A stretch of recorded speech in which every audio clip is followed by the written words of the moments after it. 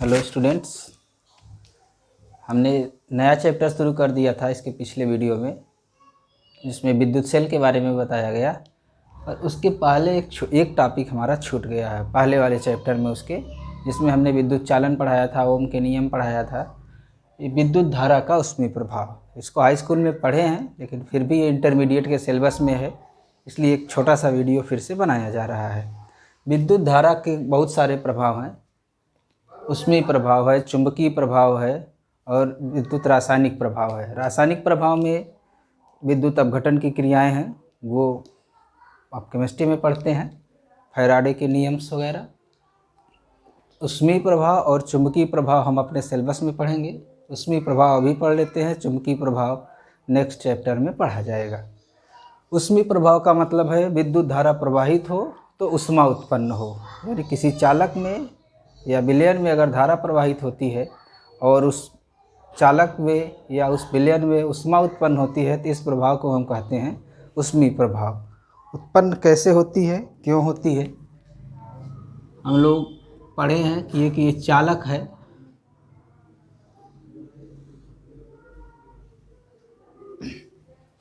तो चालक में बहुत सारे मुक्त इलेक्ट्रॉन्स होते हैं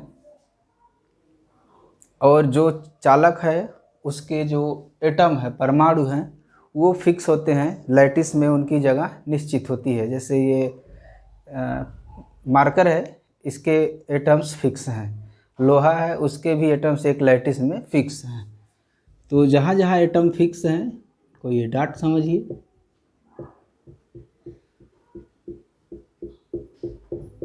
ये तो सबको नहीं दिखाया जाएगा। और इन्हीं एटम्स में बाहरी इलेक्ट्रॉन घूमता है, तो जैसे ही बाहरी इलेक्ट्रॉन निकल के टहलने लगता है, उस स्थान को कहा जाता है धन आयन। वो स्थान क्या हो गया, धन आयन हो गया। बाकी इलेक्ट्रॉन्स इसी में मूव करते रहते हैं, बहुत ही उच्च ऊष्मीय वेग से मूव करते रहते हैं। इलेक्ट्रॉन हाई थर्मल वेलोसिटी से अगर मूव करते हैं तो इन धन आयनों से कोलाइड करते रहते हैं।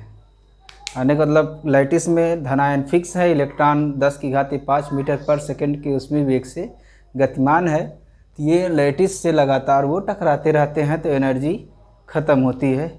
संघट्ट जैसा हो, इलास्टिक संघट्ट नहीं होता है, इन इलास्टिक संघट्ट होता है, यानी वेलोसिटी थोड़ी बहुत चेंज होती है। तो ऐसे में टकराते हैं, एनर्जी ख़त्म होती है, तो धीरे धीरे इलेक्ट्रॉन्स का मूवमेंट रुक जाना चाहिए, पर मूवमेंट नहीं रुकता है। क्यों? क्योंकि इन इलेक्ट्रॉन्स को एनर्जी बाहर से ऊष्मा के रूप में, ताप ऊर्जा के रूप में मिलती रहती है और ये इलेक्ट्रॉन्स गतिमान होते रहते हैं। जब हम इस पर एक बैटरी लगा देते हैं या इनके सिरों के बीच विभवांतर उत्पन्न होता है, चाहे वो बैटरी के थ्रू, चाहे किसी भी टाइप का सेल लगा हो, ये वी बेल्ट की बैटरी लगा दी गई, तो यहाँ इलेक्ट्रिक फील्ड उत्पन्न होती है। इलेक्ट्रॉन्स इस तरफ नेगेटिव टू पॉजिटिव मूव करने लगते हैं एक सूक्ष्म वेग से, जिसे हम अनुगमन वेग कहते हैं। अब इलेक्ट्रॉन्स जब इस डायरेक्शन में मूव करेंगे, रैंडमली बहुत तेज़ी से गतिमान है, हल्का सा इस डायरेक्शन में बायस्ड होते हैं, तो ये इन धन आयनों से बार बार टकराते रहते हैं, जिससे ऊर्जा में क्षति होती रहती है और वह ऊर्जा इस बैटरी से मिलती रहती है। इन्हीं टकराने के कारण जो रुकावट उत्पन्न होती है, उसी को हम विद्युत प्रतिरोध कहते हैं, और टकराने के ही कारण धन आयनों से जो ऊष्मा उत्पन्न हो रही है, उसी को हम विद्युत धारा का ऊष्मीय प्रभाव कहते हैं।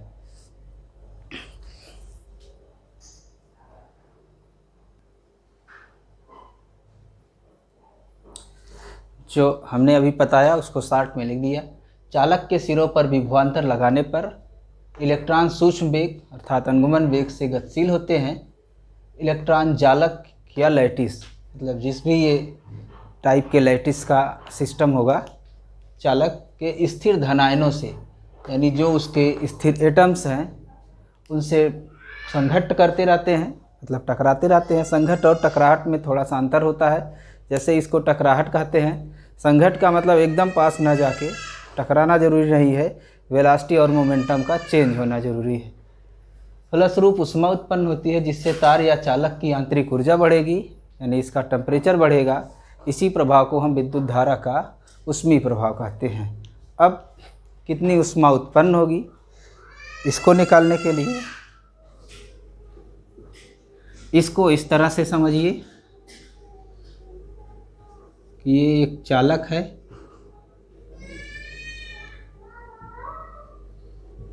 जिसमें इलेक्ट्रॉन्स इस तरफ आ रहे हैं वीडी वेलोसिटी से, यानी चार्ज इस तरफ फ्लो हो रहा है Q,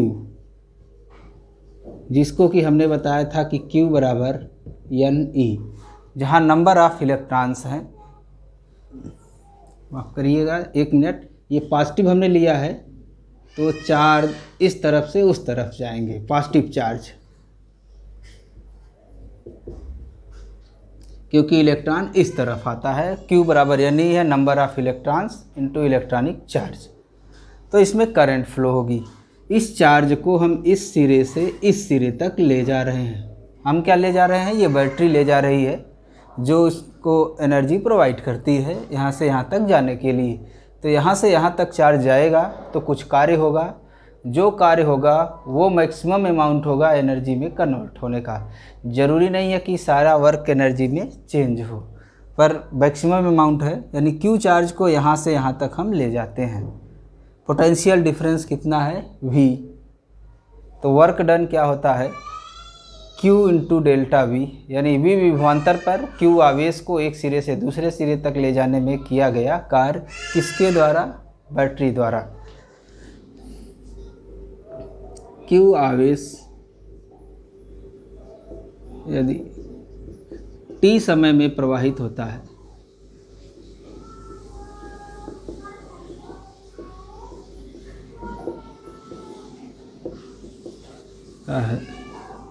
ब्रैकेट में I इक्वल टू हो जाएगा Q बाई T, या Q बराबर IT। तो Q आवेश को V विभवांतर A से B, एक मान लिया जाए और ये B, प्लस Q आवेश को A से B ले जाने में किया गया कार्य। यहाँ बैटरी लगी है तो बैटरी द्वारा,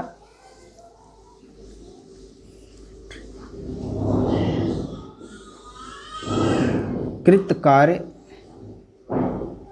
या दी गई ऊर्जा U, उसको हम W लिख सकते हैं, Q डेल्टा V बराबर QV। Q बराबर IT, मतलब I करंट T समय के लिए प्रवाहित हो रही है। 5 एम्पीयर 10 सेकेंड के लिए प्रवाहित हो रही है, तो 5 गुणे 10 यानी 50 कूलम प्रवाहित हो रहा है। यानी U बराबर हो गया VIT, Q बराबर IT रख दिया गया। तो ये फार्मूला हो गया। यहाँ से यहाँ तक ले जाने में जितना कार्य हो रहा है या जो ऊर्जा हमको जूल में उत्पन्न मिलेगी, इसको वोल्ट में रखेंगे, इसको एम्पीयर में, इसको सेकेंड में, तो ये SI सिस्टम में आएगा जूल में। तो जो एनर्जी है यहाँ पर H से लिखी जाती है, तो उस जहाँ हमने U लिखा था अभी, उसी को हमने H लिख दिया, हीट, VIT। ओम के नियम से, ओम के नियम से V बराबर IR, जहाँ R इस चालक का प्रतिरोध है, यहाँ पर रख दीजिए। H बराबर क्या आ जाएगा, IRIT, यानी H बराबर है I स्क्वायर RT, यानी H directly proportional to I square R और T। जितना ज़्यादा प्रतिरोध होगा उतनी ज़्यादा हीट उत्पन्न होगी, जितना ज़्यादा प्रतिरोध होगा मतलब उतना ही ज़्यादा टकराहट होगी, जितने ज़्यादा समय के लिए फ्लो कराएंगे उतनी ही ज़्यादा एनर्जी होगी। करंट के स्क्वायर के प्रोपोर्शनल है। इसका अध्ययन जूल ने किया था, इसलिए इसको जूल का नियम भी कहा जाता है। इलेक्ट्रिक ऊष्मीय प्रभाव, विद्युत धारा का ऊष्मीय प्रभाव या विद्युत धारा संबंधी जूल का नियम। शक्ति, पावर,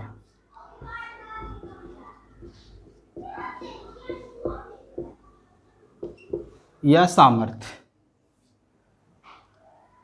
P बराबर पढ़े हैं 11th में W/T, work done per unit time, एकांक समय में किया गया कार्य, यहाँ पर एकांक समय में उत्पन्न ऊष्मा या किया गया कार्य। P बराबर W का मान हमको पता है VIT upon T, this is equal to VI, यानी P बराबर हो गया VI। ओम का नियम लिखेंगे, V बराबर IR, ये I²R हो जाएगा। I बराबर V/R रख देंगे, ये V²/R हो जाएगा। हाई स्कूल में इन चीज़ों को पढ़े हैं। सेम उसी तरह से यहाँ भी H बराबर I²T है, H बराबर VIT है, I is equal to V/R रख देंगे पहले में, इस वाले इक्वेशन में H बराबर आ जाएगा V²/R इंटू T। ये फार्मूले हैं जिन पर हमको न्यूमेरिकल सॉल्व करने होते हैं। पावर V²/R, I²R और V इंटू I, यानी हमको करंट पता हो, वोल्टेज पता हो, करंट पता हो, रेजिस्टेंस पता हो, पावर निकालने के लिए वोल्टेज पता हो और रेजिस्टेंस पता हो, जो भी पता हो रखिए आ जाएगा।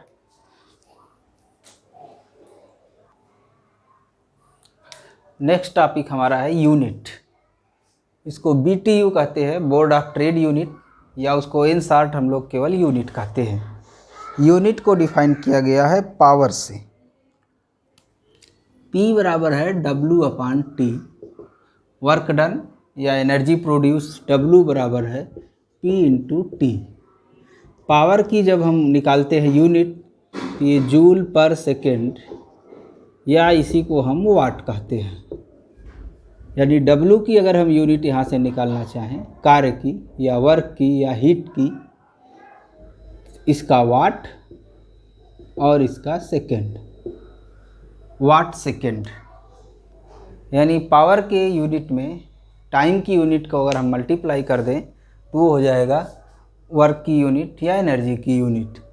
1 वाट 1 सेकेंड के लिए यूज होगा तो 1 जूल एनर्जी उत्पन्न होगी। 2 वाट 2 सेकेंड के लिए यूज होगा तो 4 जूल एनर्जी उत्पन्न होगी। किलोवाट घंटा, 1 यूनिट जो है, 1 यूनिट ये 1 किलोवाट आवर होता है। किलोवाट मतलब पावर की यूनिट, घंटे का मतलब है समय की यूनिट। मतलब 1 किलोवाट शक्ति की युक्ति डिवाइस, मतलब वो चाहे प्रेस हो, चाहे बल्ब हो, चाहे हीटर हो, जो भी हो, वो 1 किलोवाट का हो कि युक्ति या यंत्र का उपयोग 1 घंटे करने पर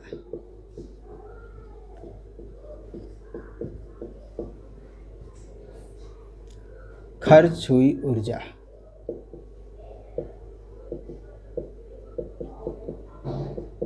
एक यूनिट कहते हैं।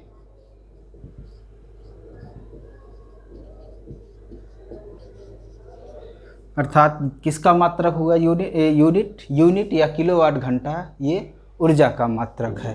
कितने जूल के बराबर होगा? 1 किलोवाट आवर। किलो मतलब 10⁻³ वाट, आवर का मतलब 3600 सेकेंड, और वाट इंटू सेकेंड यही हमारा क्या होता है? जूल होता है।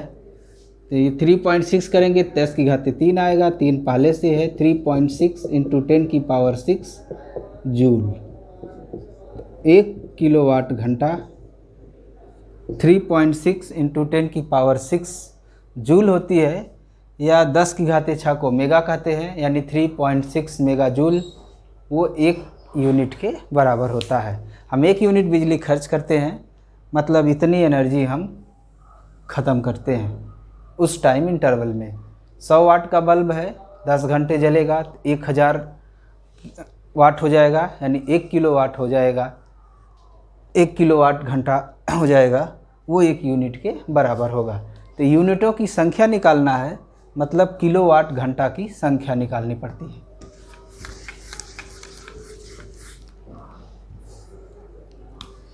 यूनिटों की संख्या मतलब कितनी यूनिट बिजली खर्च हो रही है।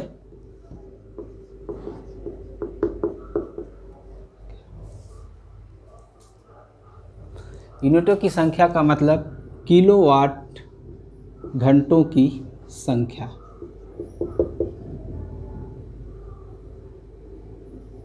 मतलब कितने किलोवाट घंटे यूज हुए हैं।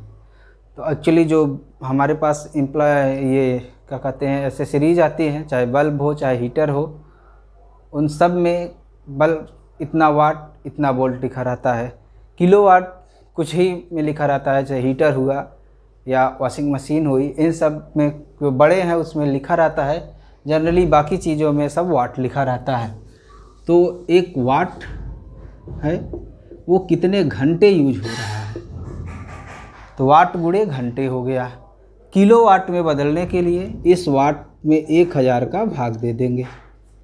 क्यों? क्योंकि 1 किलोवाट का मतलब 10⁻³ वाट। वाट निकालना है को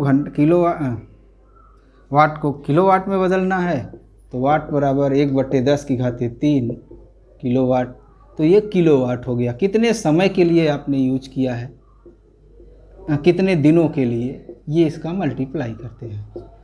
मान लीजिए 4 दिन 5 दिन 6 दिन का निकालना है, या 1 दिन का निकालना है, या 30 दिन का निकालना है, इसका गुणा कर दीजिए। वाट गुणे घंटे गुणे दिन बटे 1000। 1000 का भाग इसलिए दिया जाता है ताकि ये किलोवाट में बदल जाए, हमें किलोवाट घंटों की संख्या पता चल जाए। मेगावाट जानते होंगे, 10⁻6 वाट होता है। गीगावाट 10⁻9 वाट होता है। बहुत सारी यूनिट हैं, 10⁻12 फेटा है, 15 टेरा है। तो बहुत सारी यूनिट है, बुक में देख लीजिएगा। हम कुछ एग्जाम्पल बता रहे हैं। जैसे बल्ब होता है, उस पर लिखा है 220 वोल्ट 100 वाट। इसका ये मतलब हो गया कि उस पर अगर हम 220 वोल्ट की सप्लाई से उसको जोड़ेंगे तो जो पावर उत्पन्न होगी वो 100 वाट होगी। मतलब जो बल्ब है, इसको बल्ब को तो बनाया जा सकता है। ये टंगस्टन होता है, इसमें पढ़ लेंगे बुक को थोड़ा सा जनरल नॉलेज के लिए।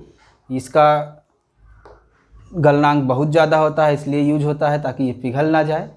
और कॉइल बनाई जाती है बहुत पतली पतली वो बहुत खींचेंगे तो लंबा होगा ताकि उसका रेजिस्टेंस ज़्यादा हो, इसमें करंट फ्लो हो तो हीट प्रोड्यूस हो, यानी ज़्यादा रेजिस्टेंस हो, टकराएं धन आयनों से इलेक्ट्रॉन्स ज़्यादा से ज़्यादा और उष्मा उत्पन्न हो। तो ये उष्मा के साथ साथ ये इतना गर्म हो जाता है कि ये चमक उत्पन्न करने लगता है, जिससे हमको रोशनी मिलती है। अंदर नियान आर्गन और नाइट्रोजन भरी जाती है जिससे ये जले नहीं।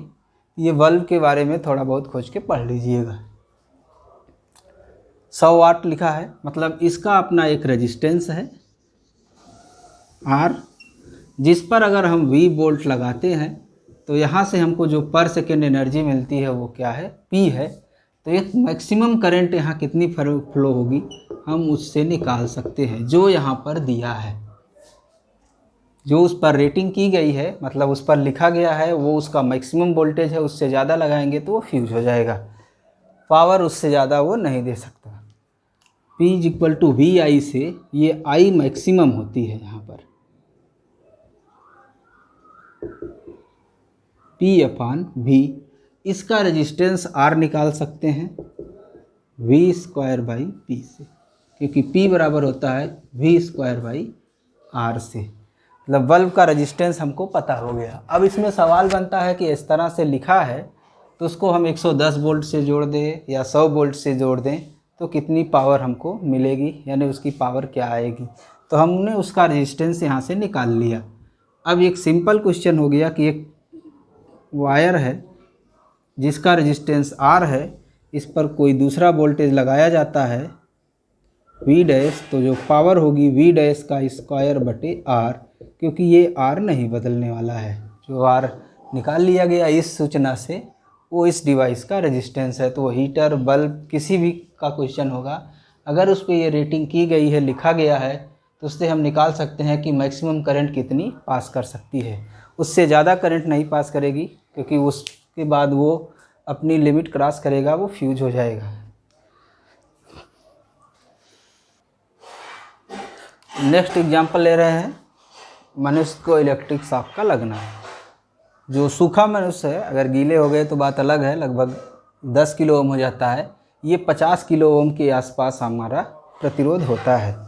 तो 1 वोल्ट, 2 वोल्ट, 10 वोल्ट लगाएंगे, करंट की वैल्यू निकालेंगे, I = V/R। तो ये बहुत कम आएगी या नगण्य आएगी, मिली एम्पियर्स में आएगी, जिसका कि कोई बहुत प्रभाव नहीं है। पर अगर ये वोल्टेज बढ़ता है 220/50 किलो ओम कर दीजिए, ये एक डेफिनेट वैल्यू आती है जो मिली एम्पियर से ऊपर उठने लगती है, और इस करंट से हीट उत्पन्न होती है, H = I²RT। रेजिस्टेंस ज़्यादा है, थोड़ी बहुत करंट है, तो इसकी एक डेफिनेट वैल्यू आएगी, जिससे करंट पास होने पर शरीर झुलस जाता है या जल जाता है व्यक्ति। कंडक्शन होता रहता है तब तक करंट फ्लो होती रहती है। जलते जलते जैसे ही वो खाक होने लगेगा, करंट नहीं फ्लो होगी, रेजिस्टेंस बहुत ज़्यादा हो जाएगा, करंट की वैल्यू कम हो जाएगी, फिर शॉक लगना बंद हो जाएगा, तब तक व्यक्ति की मृत्यु हो जाती है। शॉक लगने पर ज़रूरी नहीं है केवल वो जल के मरे, शॉक लगता है, हार्ट भी प्रभावित होता है, ब्लड प्रेशर प्रभावित होता है, ब्लड ज़्यादा तेज़ी से सर्कुलेट होने लगता है, आदमी उत्तेजित होता है, स्टिमुलेट होता है, जिसके कारण भी उसकी धड़कनें बंद हो सकती हैं। पर उसमें प्रभाव में हम इसी को बता रहे हैं यहाँ पर कि H = I²RT है।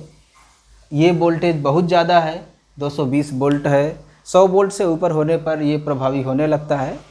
220 वोल्ट है, या जो मेन लाइन गई है 11,000 वोल्ट है, यानी 11 किलो वोल्ट है, और जो पावर ग्रिड से आती है वो कुछ लाख वोल्ट में रहती है, 33 × 10⁵ इस टाइप की। तो वो बहुत ज़्यादा करंट होती है, जिससे बहुत ज़्यादा हीट प्रोड्यूस होगी और आदमी तुरंत का तुरंत जल जाएगा।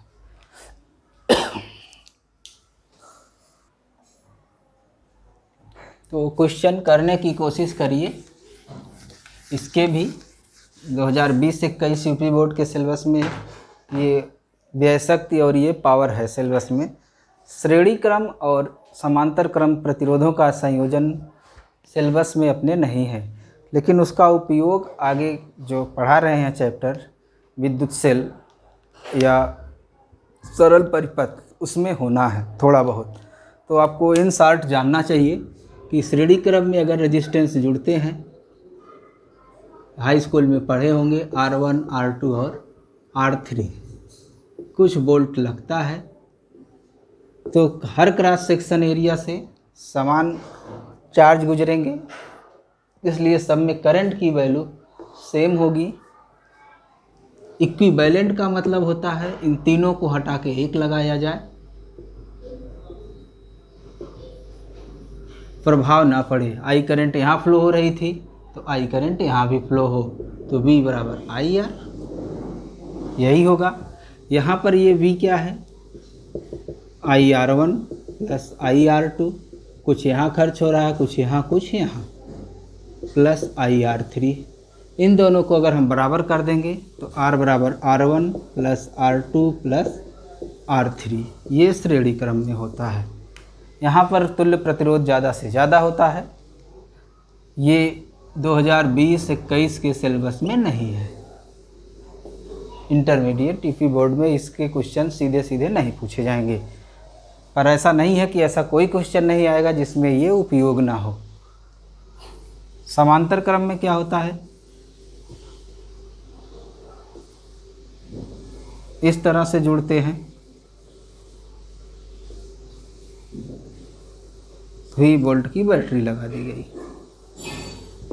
अलग अलग प्रतिरोध है, विभवांतर समान है, सब में धाराएं अब अलग अलग होंगी।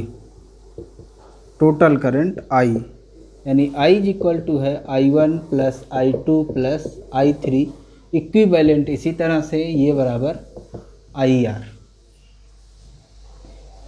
I की वैल्यू निकालेंगे, I1 का मतलब है V बटे R1, I2 का मतलब है V बटे R2, V बटे R3। यही V कॉमन हो जाएगा, या I बटे V बराबर 1 बटे R1, 1 बटे R2, 1 बटे R3। तो ये 1 बटे R है। तो इस वाले कॉम्बिनेशन में 1 बटे R बराबर 1 बटे R1 प्लस 1 बटे R2 प्लस 1 बटे R3 होता है। ये डेरिवेशन नहीं आने वाला है बोर्ड में, पर जानते रहिए सीरीज में इस तरह से होता है, समांतर में इस तरह से होता है। हाई स्कूल में इसको पढ़े हैं, तो ऐसा नहीं है कि इंटरमीडिएट में ऐसे सवाल नहीं आएंगे जिसमें हाई स्कूल का उपयोग ना हो। उपयोग हो सकता है, होगा भी। तो उसमें प्रभाव कितनी हीट उत्पन्न होगी उस समय में, और पावर, और कुछ फार्मूले जैसे हॉर्स पावर हमने नहीं बताया, 1 हॉर्स पावर 746 वाट होता है। तो इंटर कन्वर्जन कुछ थोड़े बहुत पूछे जाते हैं, इसका ध्यान रखिएगा।